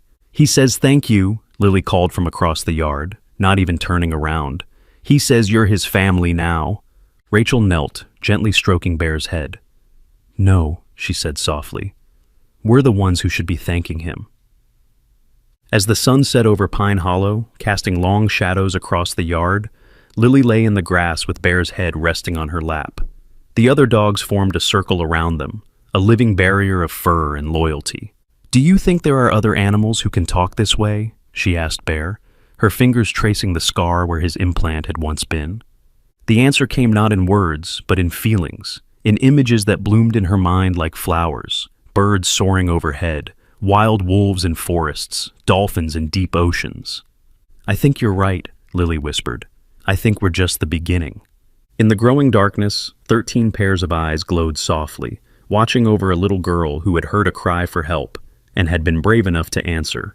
A little girl who had discovered that the most powerful force in the world wasn't technology or weapons or money, it was the connection between living hearts. If you had the ability to speak with animals like Lily does, which animal would you want to talk to first and why? 6 months after the rescue, the world had moved on to new scandals and stories. But for Lily and her family, life would never be the same. The connection that had begun with Bear had deepened and evolved in ways none of them could have predicted. It was a crisp autumn morning when Lily woke with a start, her eyes flying open in the pre-dawn darkness. Beside her bed, Bear raised his head, instantly alert. "You felt it too?" she whispered, placing her small hand on his head. Bear's response came as it always did, not in words, but in images and emotions that blossomed in her mind like vivid dreams. Something was wrong. One of the others was in trouble. Lily slipped from her bed, Bear moving silently beside her, as they made their way down the hall to her parents' room. "Mom," she called softly, pushing open the door. "Dad, wake up." Rachel stirred first, years of motherhood having trained her to respond to her daughter's voice even in the deepest sleep. "Lily, what's wrong?" "It's Scout," Lily said, naming one of the younger rescued dogs. "He's sick, really sick." David was awake now too, reaching for the bedside lamp. "How do you know?" "Bear told me," Lily replied simply. "He says Scout's thoughts are fuzzy and his body feels hot." Rachel and David exchanged glances. In the months since the rescue, they had learned to trust these communications, no matter how impossible they seemed. "I'll call Dr. Martinez," Rachel said, already reaching for her phone. By the time they reached the kennel complex in their backyard, Scout was indeed in distress. The young German shepherd lay on his side, breathing rapidly, eyes glazed with fever. Dr. Martinez arrived within 20 minutes, medical bag in hand. "How long has he been like this?" she asked, kneeling beside the sick dog. "Not long," David replied. Lily sensed it. Dr. Martinez had long since stopped questioning Lily's unusual abilities. She examined Scout carefully, drawing blood samples and checking his vital signs. "It could be a reaction to the implant degradation," she said finally, "or simply a virus. I'll run tests." She glanced at Lily, who sat with Bear and several other dogs clustered around her. "Can you ask him what he's feeling?" Lily nodded, placing her hand gently on Scout's head. She closed her eyes, her face becoming still, in that way that still unnerved her parents, as if she had gone somewhere else entirely. "His head hurts," she reported after a moment, "behind his eyes, and he says there are shadows in his mind, trying to get in." Dr. Martinez frowned. "That doesn't sound like a typical infection." "No," came a voice from the doorway. Marcus stood there, his lean face troubled. "It sounds like a remote access attempt." "A what?" Rachel asked. "The implants were designed with remote monitoring capabilities," Marcus explained, moving to kneel beside Scout. "It's how Sentinel tracked the dog's neural outputs, but they were also theoretically capable of receiving commands, direct neural stimulation." "You think someone's trying to control him?" David asked, horrified. Marcus's expression was grim. Sentinel's primary research facility was shut down, but several key scientists evaded arrest, including Dr. Ames. If they managed to salvage any of their equipment— "But the implants are degrading," Rachel protested. "You said so yourself." "Degrading, yes, but still partially functional," Marcus replied, and Scout was one of the newest subjects. His implant would be more advanced, more resilient. Bear moved closer to Scout, touching his nose to the younger dog's head. Lily watched them, her expression troubled. "Bear says to turn it off," she reported. "The thing in Scout's head. He says it's like a door that needs to be closed." "She's right," Marcus said, pulling equipment from the bag he carried. "I have a portable EMP generator, a focused version. It might be enough to permanently disable the implant without harming him." "Might?" Rachel repeated anxiously. "It's that or let whoever's trying to access his neural pathways continue," Marcus said bluntly, "and I don't think we want to find out what they're trying to do." Dr. Martinez prepared a mild sedative for Scout while Marcus calibrated his device. The other dogs watched silently, an eerie intelligence in their collective gaze. "Ready?" Marcus asked, positioning the device near Scout's head. Lily held Bear close, her face buried in his fur. Bear says it's going to hurt, but Scout understands. He wants the shadows to go away. Marcus activated the device. A high-pitched whine filled the air, and Scout's body tensed momentarily before going limp. "Did it work?" David asked, as Dr. Martinez checked the dog's vital signs. "His pulse is stabilizing," she reported, "but we won't know for sure until he wakes up." Lily looked up, her expression suddenly alert. "They know," she said. "The people who tried to hurt Scout, they felt the connection break." Marcus's head snapped up. "How can you tell?" "Bear can feel it," Lily explained. "All the dogs can, like when you pull a string and the whole web shakes." Marcus exchanged a troubled look with David. "If they can detect when an implant goes offline, they'll know exactly where to find us." "But why now?" Rachel asked. "It's been months. Why would they try to access the implants now?" "Because the congressional hearings are next week," Marcus replied grimly. Reed and the other executives are facing serious charges. But without the dogs as evidence, without proof of what the implants were designed to do, they could claim it was all standard research, David finished. Nothing illegal or unethical. "Exactly," Marcus confirmed. "And with Dr. Ames still at large, they have the technical expertise to attempt something like this." "We need to protect the dogs," Rachel said, maternal instinct extending now to all 13 rescued animals. "Move them somewhere safer." "There is no safer," Marcus pointed out. "Whoever did this proved they can reach the implants remotely. Distance won't help." "Then we remove all the implants," David suggested, "like you just did with Scout." Dr. Martinez shook her head. The procedure would be too dangerous for most of them. The implants are integrated with their neural tissue. Forcing them to shut down could cause permanent damage. There's another way, Lily said suddenly. All eyes turned to her. Bear says they can protect each other, block the shadows together. What does she mean? Rachel asked, looking between Marcus and Dr. Martinez. Marcus's eyes widened with sudden understanding. The network. If the implants are all connected, they might be able to create a kind of firewall, using their collective neural processing power to block outside access attempts. Is that possible? David asked skeptically. Theoretically, Marcus replied. The implants were designed to share data, create a linked neural network. It's entirely possible that with enough coordination, they could generate interference patterns to block external commands. But how would they coordinate something that complex? Dr. Martinez wondered. All eyes turned to Lily, who sat calmly among the dogs, her hands still resting on Bear's head. Through her, Marcus said softly, the same way Bear called to her that night on the train tracks, the same way she understands what they're thinking. She's the bridge. No, Rachel said immediately, protective instinct flaring. You're talking about using my daughter as some kind of neural conductor. It's too dangerous. Mom, Lily said, her voice oddly mature, I have to help them. The shadows want to hurt them, make them forget everything. What do you mean, forget? Marcus asked sharply. Erase their memories, Lily explained, so they can't tell what happened at the bad place. Bear says that's what the shadows are trying to do. Marcus swore under his breath. Memory wipes. They're trying to erase the evidence before the hearings. Scout was beginning to stir, the young dog's eyes fluttering open. Immediately, Bear moved to his side, touching his nose to Scout's head in a gesture that had become familiar, the way the dogs communicated with each other. He's okay now, Lily reported. The shadows are gone, but they'll try the others next. She looked up at her parents, her blue eyes solemn. I need to help them build the wall. In their minds. Rachel and David exchanged helpless glances. How could they begin to understand what their daughter was experiencing, let alone judge whether it was safe? What exactly would she need to do? David asked Marcus. If I understand correctly, she would essentially help coordinate their collective neural activity, Marcus replied, using her connection to Bear as the primary channel. And the risks? Rachel pressed. Marcus hesitated. Unknown. This is beyond anything Sentinel ever documented, but he looked at the gathered dogs, at Scout who was now sitting up, shaking his head as if to clear it. If whoever is attempting to access the implant succeeds, we lose everything. Not just the evidence, but potentially the dogs' identities, everything that makes them who they are. A heavy silence fell over the room. I want to do it, Lily said into the quiet.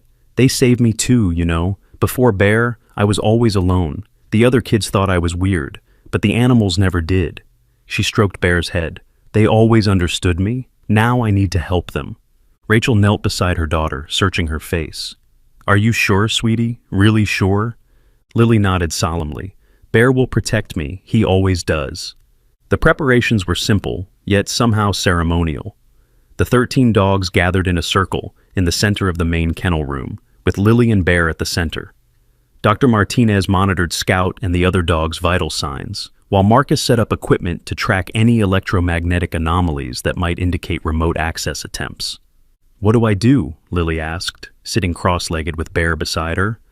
Just what you always do, Marcus replied gently. Listen to them. Help them communicate with each other. Lily nodded, then closed her eyes, one hand resting on Bear's head.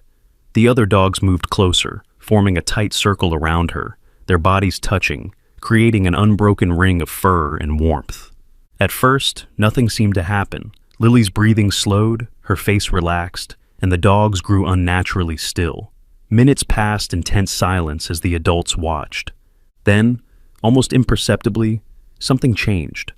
A soft hum filled the air, not quite a sound, more a feeling, a vibration at the edge of perception. Marcus's equipment began registering unusual readings, lights flickering across the displays. Something's happening, he whispered. Some kind of coherent electromagnetic field is forming around them. Lily's face remained peaceful, but tears began sliding from beneath her closed eyelids, tracking silently down her cheeks. Should we stop this? Rachel asked anxiously. Wait, Dr. Martinez said, monitoring the dog's vital signs. They're stable, elevated brain activity, but no signs of distress. The strange humming grew stronger, and with it came a pressure in the air, as if the oxygen had suddenly become thicker, harder to breathe. The lights in the kennel flickered, and Marcus's equipment began to emit warning beeps. "Incoming signal detected," he reported tensely. "Someone's definitely trying to access the implants. Multiple connection attempts." Bear's body tensed, a low growl building in his throat. The other dogs remained silent but alert, their eyes fixed on Lily. "It hurts them," Lily whispered, her eyes still closed. "The shadows are pushing hard, trying to break through." The pressure in the room intensified. Static electricity crackled, raising the hair on Rachel's arms. One of Marcus's devices sparked and went dark. "The signal strength is increasing," he warned. "Whoever's doing this is escalating power levels. This is getting dangerous." David moved toward Lily, intending to break the circle and end whatever was happening, but Bear's head snapped up, a warning growl stopping him in his tracks. "Bear says not yet," Lily murmured. "Almost there, building the wall." The humming reached a crescendo, the air itself seeming to vibrate with unseen energies. Then, suddenly, one of the older dogs threw back his head and howled, a long, eerie sound that seemed to contain harmonics no canine throat should be able to produce. One by one, the others joined in, their howls blending into a sound that was both beautiful and terrifying. Marcus's remaining equipment went haywire, screens flashing with data too rapid to interpret. The lights in the kennel blew out with soft pops, plunging them into darkness broken only by the emergency lights. And then, as suddenly as it had begun, it was over. The howling stopped. The pressure dissipated. The strange humming faded away. In the silence that followed, Lily opened her eyes. "It's done," she said simply. "They can't get in anymore." Marcus checked his equipment, most of which was now non-functional. "The signal's gone," he confirmed. "Either they gave up or they can't reach the implants anymore," Dr. Martinez finished, already moving to check on the dogs. "They all seem okay, tired but stable." Bear nuzzled Lily's cheek, and she wrapped her arms around his neck in a tight hug. "You were so brave," she whispered. "All of you." Later, after the dogs had been fed and settled for the night, the adults gathered in the kitchen to discuss what had happened. "I've never seen anything like it," Marcus said, still reviewing the partial data he had managed to salvage. "They generated what looks like a self-sustaining interference pattern. The implants are still functional, but they're now operating on a closed network. No external access possible." "And you think this is permanent?" David asked. Marcus nodded. "Based on these readings, yes. They have essentially reprogrammed the implants to reject any signals not coming from within their own network." "But how?" Rachel wondered. "How could they possibly know how to do something so complex?" "I don't think they did, not consciously," Marcus replied. "Remember, these implants were designed to enhance and connect their neural capabilities. In a way, they've been learning how the technology works from the inside ever since they were implanted." He looked toward the window that overlooked the kennel, and somehow, Lily helped them coordinate that knowledge. "Speaking of Lily," Dr. Martinez said, "how is she? That must have been an intense experience." "Exhausted, but otherwise fine," Rachel reported. "She fell asleep almost immediately after dinner, said Bear told her to rest because tomorrow would be important." "Important how?" Marcus asked sharply. Rachel shook her head. "She didn't say, just that Bear had seen something coming." The next morning brought the answer, in the form of a breaking news alert on their phones. Dr. Caroline Ames, the fugitive Sentinel scientist, had been found dead in an apparent suicide. According to the news reports, she had left behind detailed records of Sentinel's illegal experimentation program, records that corroborated everything they had already uncovered. "This is strange," Marcus muttered, scanning the article. "The location where she was found, it's less than 20 miles from here." "You think it's connected to what happened yesterday?" David asked. "The attempt to access the implants?" "It must be," Marcus replied. "Maybe when they couldn't erase the evidence, they decided to control the narrative instead, release selected information that supports their version of events." "But a suicide," Rachel said skeptically. Marcus's expression was grim. "Sentinel has powerful friends, people who wouldn't want the full truth to come out in court." "Bear says she wasn't a bad person." Lily's voice came from the doorway. She stood there in her pajamas, looking smaller and more tired than usual. Just scared. She helped make the shadows, but she didn't want to use them. The adults exchanged troubled glances. How does Bear know that, Lily? Marcus asked gently. Lily shrugged. He saw her memories, in the network. All the dogs did. What network? The implant network? David asked, confused. Lily nodded. When they built the wall yesterday, they could see all the connections, like a big web. And Dr. Ames was connected too, because she made the implants. Are you saying the dogs could access her mind through the implants? Marcus asked, his voice carefully neutral despite the shock evident on his face. Not exactly, Lily said, struggling to express concepts she herself barely understood. More like, they could see what she put into the system. Her instructions, she searched for the word, her signature. That evening, as the news continued to report on Dr. Ames's death and the new evidence, Marcus received a call from his Department of Defense contact. The congressional hearings have been moved up, he reported after hanging up. With Ames's records now public, they want to move quickly. We'll all need to testify next week. All of us? Rachel asked, glancing at Lily, who was outside with the dogs. Even Lily? Especially Lily, Marcus replied.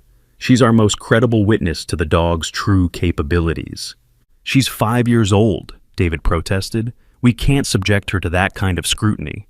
We'll protect her identity, Marcus assured them.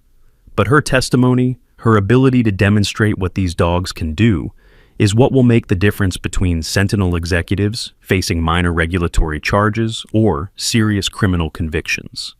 In the yard, Lily sat surrounded by the rescued dogs, her face serene as the setting sun bathed them all in golden light. To a casual observer, it might have looked like nothing more than a little girl playing with her pets. But Rachel knew better. The circle they formed around her, the way their eyes tracked her movements, the subtle tilts of their heads as if listening to words only they could hear. There was nothing ordinary about it. I'm not sure we're protecting her anymore, Rachel said softly. I think maybe she's protecting all of us. Marcus followed her gaze. You might be right, he admitted. What happened yesterday? It wasn't just the dogs creating a defensive network. They were working together in a way Sentinel never achieved in all their research. He paused. I think we're witnessing the emergence of something entirely new, something beyond what anyone could have predicted. Something beautiful, Rachel murmured. Not a weapon at all. Outside, as if sensing they were being discussed, Lily looked up toward the window. The smile she gave her watching parents was at once the familiar expression of their beloved daughter and something else, something wise beyond her years, touched by a knowledge no human had ever possessed. The hearings will be just the beginning, Marcus said quietly. Once the world sees what these dogs can do, what Lily can do with them, everything will change. And in the gathering dusk, 13 German shepherds and one small girl sat in communion, mapping out a future only they could envision, a future where the barriers between species fell away, where understanding flowed like water between minds once separated by the limitations of biology. They were no longer experiments, no longer weapons or subjects or assets.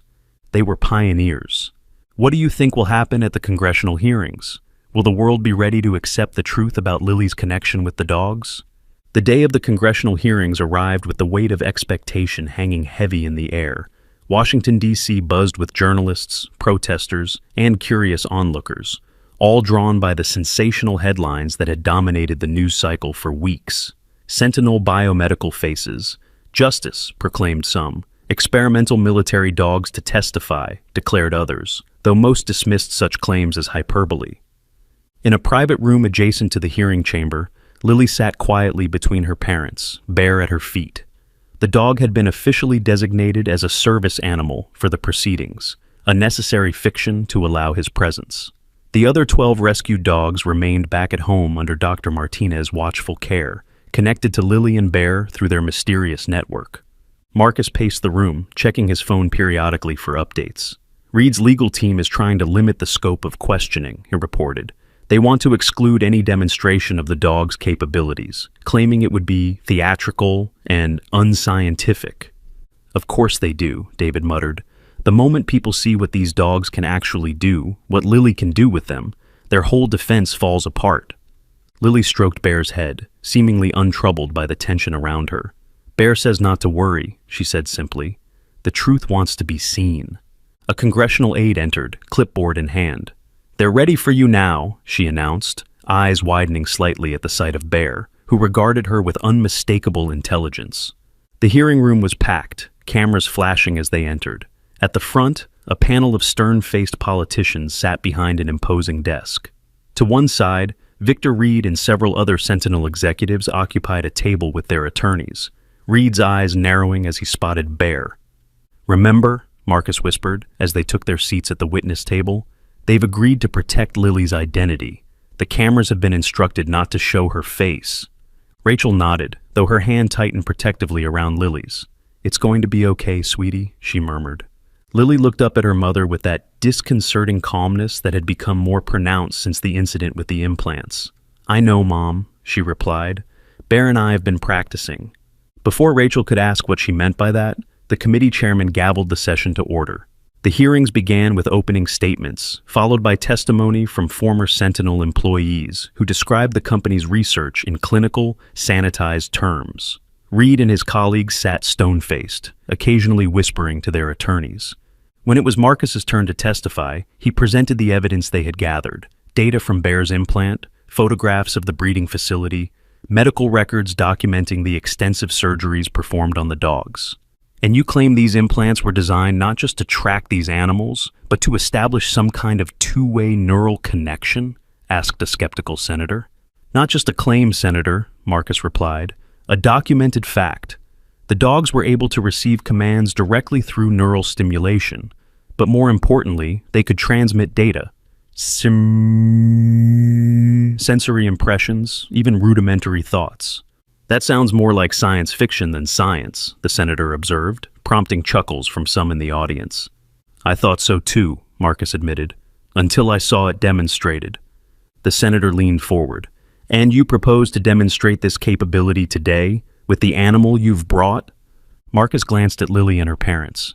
"Yes, with the help of our key witness." Reed's attorney immediately stood. "Objection, Mr. Chairman. We were told this hearing would focus on documented evidence, not carnival tricks with trained animals." The chairman frowned. "This committee is interested in the truth, Counselor, whatever form it takes." He nodded to Marcus. "You may proceed with your demonstration." Marcus turned to Lily, giving her a gentle nod. This was the moment they had prepared for, the moment when everything could change. Lily stood, Bear rising beside her. Even at 5 years old, even with her face partially obscured to protect her identity, there was something compelling about her presence that silenced the room. "My name is Lily," she began, her voice small but steady. "And this is Bear. He was Experiment K97 at Sentinel. They put a computer in his brain when he was a puppy. They hurt him when he wouldn't do what they wanted." Bear stood perfectly still beside her, his amber eyes fixed on the committee members. "Bear can talk to me," Lily continued, "not with words like people use, with pictures and feelings. And he can hear what I'm thinking too." She looked down at the dog. "We're going to show you." A murmur ran through the audience. On the other side of the room, Reed shifted uncomfortably in his seat. "Chairman Thompson," Lily said, addressing the committee leader directly, "Bear says you have a scar on your right ankle from when you fell off your bicycle when you were 7 years old. You never told anyone because you were riding somewhere you weren't supposed to go." The chairman's face drained of color. "How could you possibly?" "And Senator Michaels," Lily continued, turning to a woman midway down the panel, "Bear says you keep dog treats in your desk drawer for your neighbor's terrier when she visits your office. The treats are shaped like little bones and come in a blue box." The senator's mouth fell open in shock. That's correct," she stammered. "Coaching," Reed's attorney declared. "The child has been fed this information beforehand."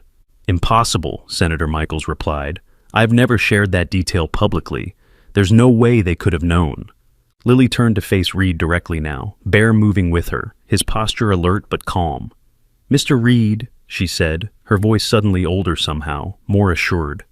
"Bear remembers the day you told Dr. Ames to put him in the punishment room because he wouldn't hurt the smaller dog. He remembers the words you said, 'If it won't become a weapon, it has no value.'" Reed's face contorted. "This is absurd. The animal can't possibly— January 15th, Lily interrupted. "That was the date. You were wearing a blue tie with small white dots. You checked your watch 3 times while you were talking. Bear remembers everything." The room had gone completely silent. The impossibility of what they were witnessing battled with the undeniable authenticity of the moment. "She's right," came a new voice from the back of the room. A man stood, one of Reed's junior executives who had until now remained silent. "I was there that day. That's exactly what happened, exactly what Mr. Reed was wearing." His voice shook. How could she know that? How could anyone know that unless...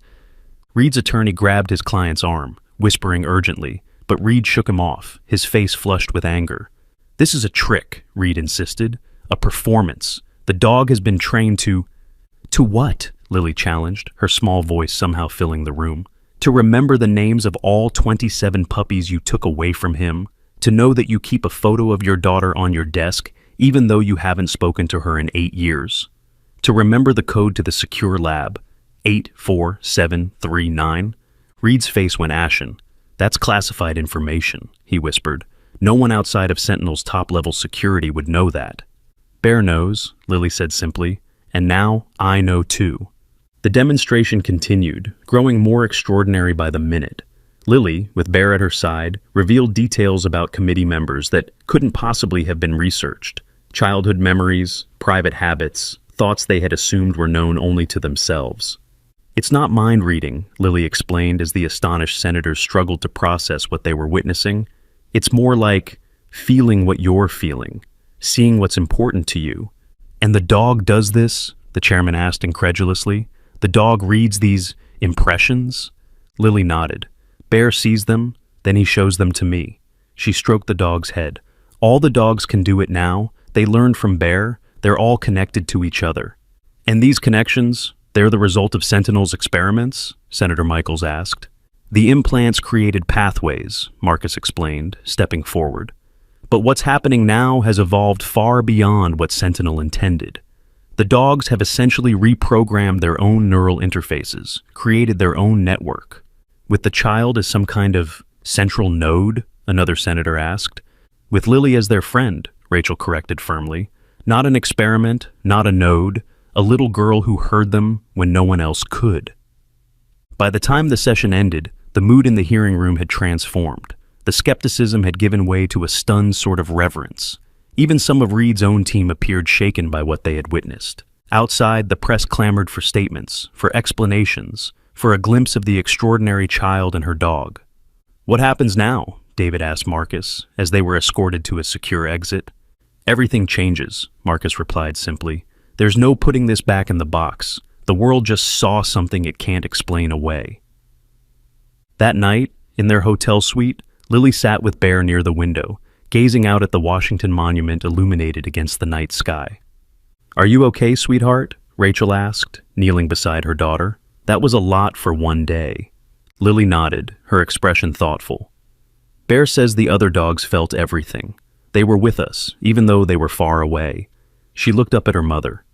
"They're happy. They say the truth is finally free."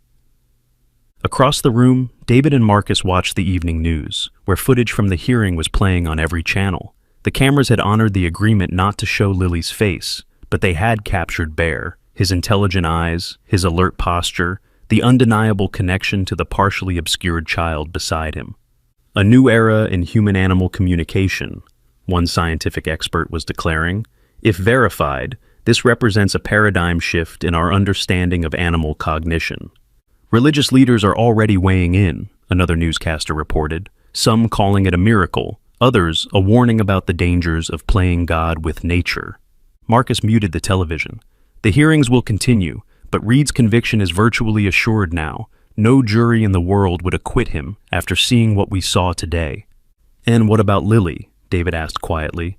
"What about the dogs?" Marcus's expression grew serious. "That's the real question, isn't it? Once the world accepts what they can do, everyone will want access. Scientists, military, intelligence agencies." "No," Rachel said firmly, overhearing as she joined them. "Lily is a child, our child, not a research subject, and the dogs have been through enough." "I agree," Marcus assured her. "But the reality is, something unprecedented has happened.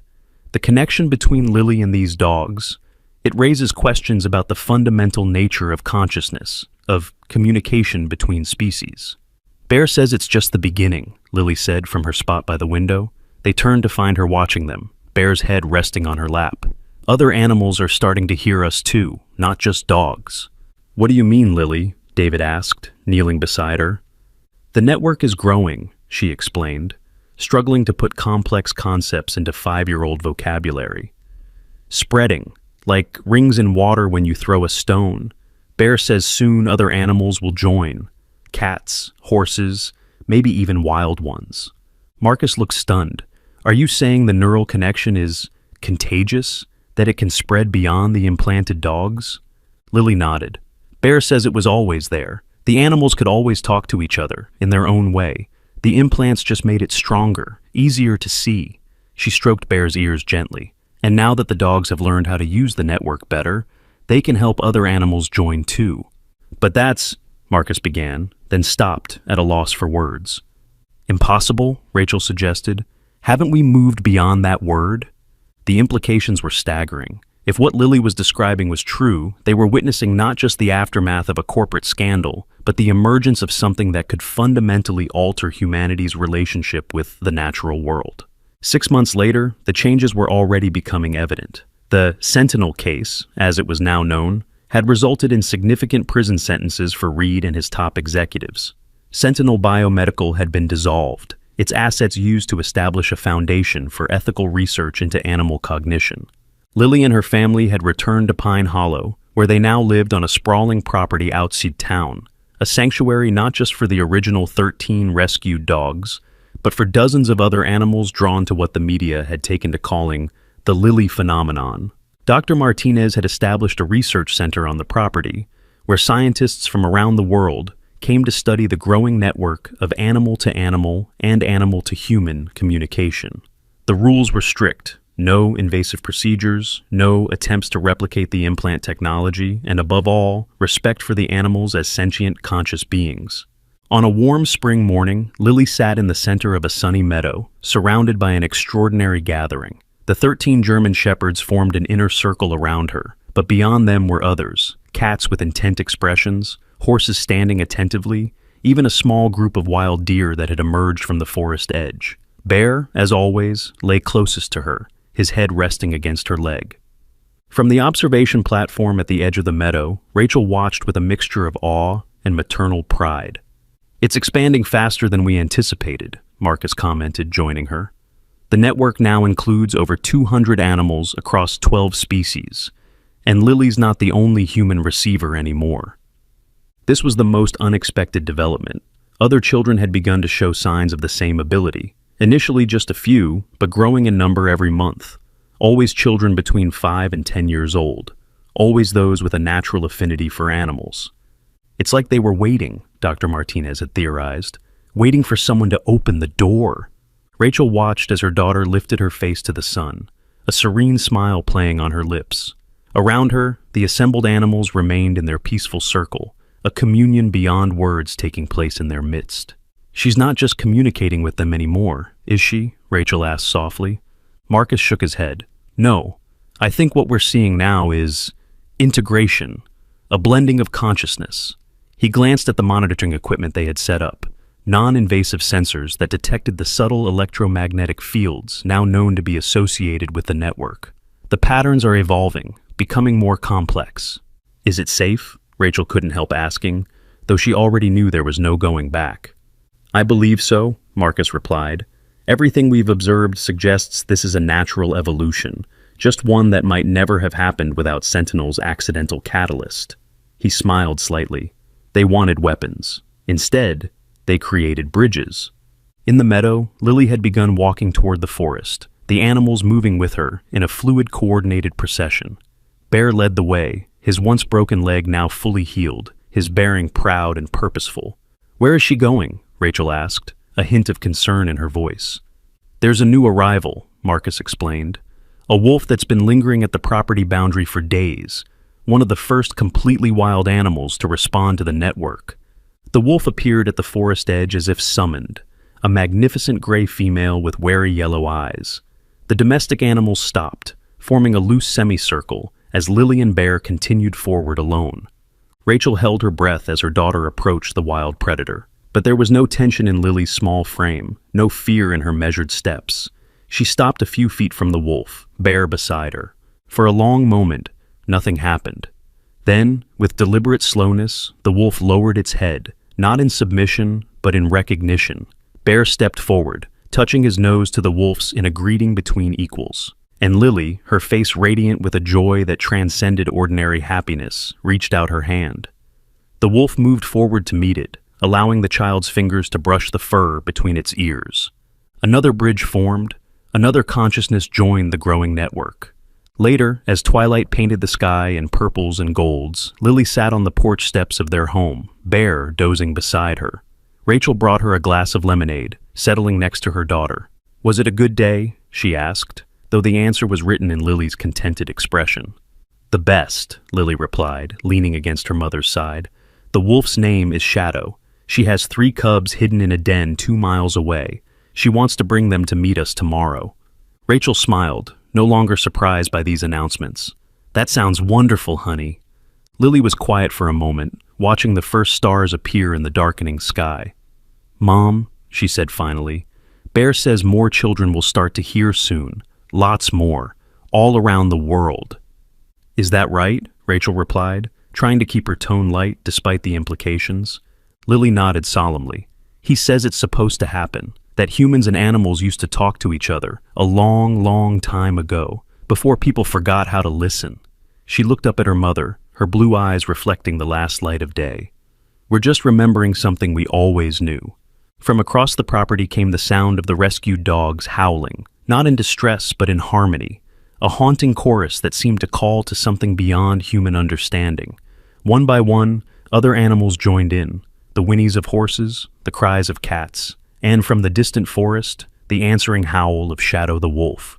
Lily closed her eyes, her face tilted toward the sound as if drinking it in. "They're singing," she whispered, "about tomorrow, about all the tomorrows coming."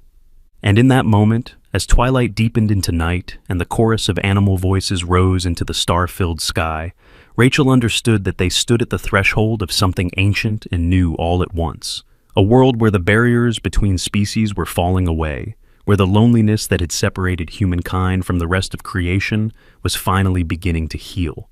It had begun with a German shepherd, locked in a suitcase on train tracks, and a little girl who heard his cry when no one else could. It had begun with cruelty answered by compassion, with fear overcome by love. And there was no telling where it might end. This extraordinary journey reminds us that sometimes the most powerful connections begin in the most unlikely places. If you enjoyed this story, please like, share, subscribe, and tell us in the comments. Which animal would you most want to communicate with, and what would you ask them?